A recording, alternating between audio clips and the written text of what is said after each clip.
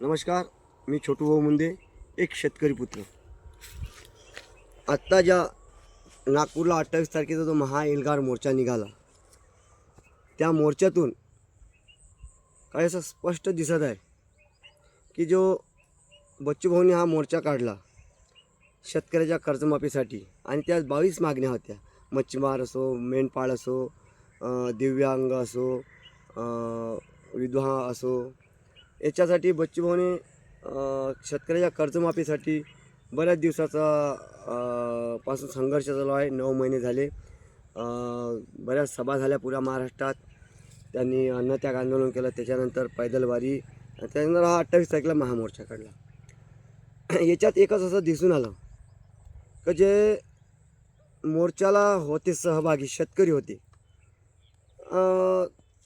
आणि जे काही लोक आहेत की त्यांनी घरी बसून कमेंट्स केल्या भाऊला, का भाऊ मुंबईला गेले, त्यांनी झालं नव्हतं पाहिजे, भाऊ मॅनेज झाले, भाऊनं पैसे घेतले. माझं एकच म्हणणं आहे, हे ज्या कमेंट्स करणारे लोक आहे त्यांना माझं एकच म्हणणं आहे, तुम्ही पहिला मुद्दा, तुम्ही मोर्चाला होते का? तिथे जर तुम्ही मोर्चाला असते, तुम्ही असं बोलू शकले नसते. कारण मोर्चाला आम्ही होतो. जेव्हा भाऊला जायचं होतं, कारण की 28 तारखेला बावनकुळेचं यांना बोलावणं होतं, याच्यासोबत मिटिंग घ्यायची होती बच्चूभाऊसोबत. 28 तारखेला भाऊ गेले नाही. अजून त्याचा फोन आला, जर भाऊ गेले नसते तर त्यानं असं म्हटलं असतं का आम्ही याला चर्चेला बोलावत आहे आणि हे येऊन नाही राहिले, कारण की याच्या मनात मग कर्जमाफी घेणं नाही आहे. ज्या वेळेस भाऊ मुंबईला गेले, संपूर्ण जेवढे काही शेतकरी होते त्या शेतकऱ्याला विचारलं, मी जाऊ का? सर्व शेतकऱ्यांनी हातावर केले, भाऊ जा. कारण भाऊची एक मागणी नव्हती.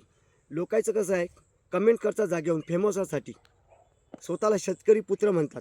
शेतकरी पुत्र तसे होत नाही. आम्ही बी शेतकरी पुत्र आहोत. आमचं बी टमाटर असते, आमचं बी मिरची असते, आमचे बी संत्र्याच्या बागा आहेत. तुम्ही स्वतःला शेतकरी पुत्र समजून फेमस होण्यासाठी तुम्ही कधी कधी ते लाल फळ खाता, तुमच्या नाकाला दिखतं आहे, कधी तोंडाला दिखतं आहे, तुम्ही पेरू विकता, तुमचा हा बिझनेस आहे. काही काही लोक झाट में झिंगा समजत नाही, झाकण झोलेला ना घरी बसून कमेंट्स करतात. अरे भाऊच्या 22 मागण्या होत्या, त्या 22 मागण्यासाठी इथं 22 मंत्री येऊ शकत नव्हते, म्हणून भाऊ तिथं गेले. आणि एकटे गेले का, त्यांचं शिष्टमंडळ गेलं. 2.5 तास मीटिंग चालली. आणि काही ते साबळे साहेब आहे, रविराज साबळे साहेब, त्यानं कमेंट्स केल्या. आणि एवढ्या मोठ्या माणसावर टीका करून आपल्याला फेमस व्हायचं कसं, हे असं असतं. साबळे साहेब, तुम्ही शेतकरी आहात, तुम्ही शेतकरी चांगले कामं करतात. माझं एवढं म्हणणं आहे, तुम्ही एक काम करा, तुम्ही मोर्चाची बांधणी करा, तुम्ही नेतृत्व हातात घ्या, तुम्ही मोर्चा काढा. मी एक शेतकरी पुत्र म्हणून तुमच्या मोर्चात सामील होतो आणि तुमची मोर्चा काढा. आणि 30 जूनला जे तारीख दिली बच्चूभाऊंना, 30 जूनच्या आधी तुम्ही तारीख काढा. तुम्हाला 30 जूनच्या आधी तारीख जर भेटली, जर तुम्हाला 2 महिन्यात कर्जमाफी झाली, तुम्ही मोर्चा काढा. जर 2 महिन्यात तुमच्या मोर्चा जर तुम्हाला जर कर्जमाफी 2 महिन्यात झाली, आम्ही तुम्हाला खांद्यावर घेऊन आम्ही तुमचा जय जयकार करू. का? रविराज साबळेनं 2 महिन्यात कर्जमाफी शेतकऱ्याला दिली. मोर्चा काढणं काही एवढी गंमतची गोष्ट नाही भाऊ. मी स्वतः मोर्चे काढतो, मी स्वतः उपोषण करतो, मी स्वतः आंदोलन करतो आहे.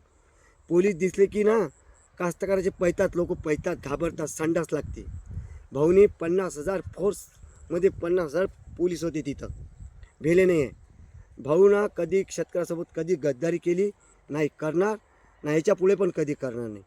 लोकाला काय फेमस होण्यासाठी काही करतात. आणि या रविराज जे साबळे साहेब आहेत, ते सांगतात का माराच्या धमक्या, कोण याले माराच्या धमक्या देता हो? कोणीच धमक्या देत नाही. आणि फेमस होण्यासाठी कोणावरही टीका करायच्या नाही. आणि जेवढा दम आहे, आता मी तर म्हणतो, आता तुम्हाला मुख्यमंत्र्यांनी तुमचे मतं घेतले, त्यांनी सांगितलं की 7-12 कोरा कोरा करू, निवडून आल्यावर सरकार बसल्यावर त्यांचं सरकार बसलं, तुम्हाला कर्जमाफी भेटली मिळाली का? मग तुम्ही त्या मुख्यमंत्र्याची का फळकवत नाही? त्यांच्यावर का तुमच्या कमेंट्स होत नाही का? जा त्याला विचारा ना तुम्ही, जा.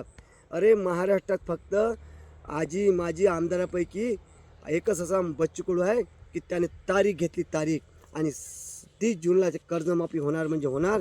या काळात दगडावरली रेस आहे. फालतू फुकटच्या कमेंट्स करून घरी बसल्यावर यानं असं केलं, त्यानं कसं केलं, अरे तुझी चड्डी फाटली, तुझ्या चड्डीला भोकं पडले, हे तुला मालूम नाही. आणि म्हणता का भाऊ मॅनेज झाली, भाऊनं पैसे खाल्ले. अबे कोणावर आपण बोलून राहिलो त्याचा थोडा भान करायचा. आणि फेमस व्हासाठी काही कोणावर टीकास्ता करायचं नाही. कारण तिकडे रविराज साबळे सांगतोय की मला मारायच्या धमकी आला, याच्या मागं कोण लागेल? भाऊ कुठे याच्या मागं लागेल? यायला कसं आहे, याच्यावर टीका करून मोठ्या माणसावर कमेंट्स करून कसं फेमस व्हायचं आहे? घरी रील नाही बनवत, तुम्ही रील बनवता. आजही मोर्चा काढा तुम्ही, तुमच्या रविराज साबळे साहेब, तुम्ही मोर्चा काढा. तुमच्या मोर्चात कुत्रं पण येणार ना, शरद बांधतो नावाचा छोटू मंदी म्हणतो, म्हणून म्हणतो अशा कमेंट्स करू नका. जेणेकरून ज्याला काही जास्ती आग असेल घरी बसून कमेंट्स करायची, त्यांनी मोर्चे काढा. काही ह्या अवलादी असतात ना, ह्या ज्या कमेंट्स करत आहे ह्याच अवलादी असतात की यानं असं केलं तसं केलं. अरे लेको झाकण झुली हो, तुमच्या घरच्या तुमच्या स्वतःच्या तुम्ही वापरता चड्ड्या फाटल्या, त्यांना भोकं पडले, हे तुम्हाला मालूम नाही. आणि चालला भाऊवर अपवाद करायला. भाऊ असं कमेंट्स केलं आणि भाऊनं तर कमेंट्स केलं. अरे हा शेतकरी पुत्र आहे, आम्ही होतो तिथं भाऊच्या पाठीमागे आणि शेवटपर्यंत भाऊच्या पाठीमागे राहीन ना. भाऊनं कधी शेतकऱ्यासंग गद्दारी याच्या आधी बी केली नाही, आता बी नाही केली ना, याच्या पुढे बी करणार नाही. जय जवान जय किसान.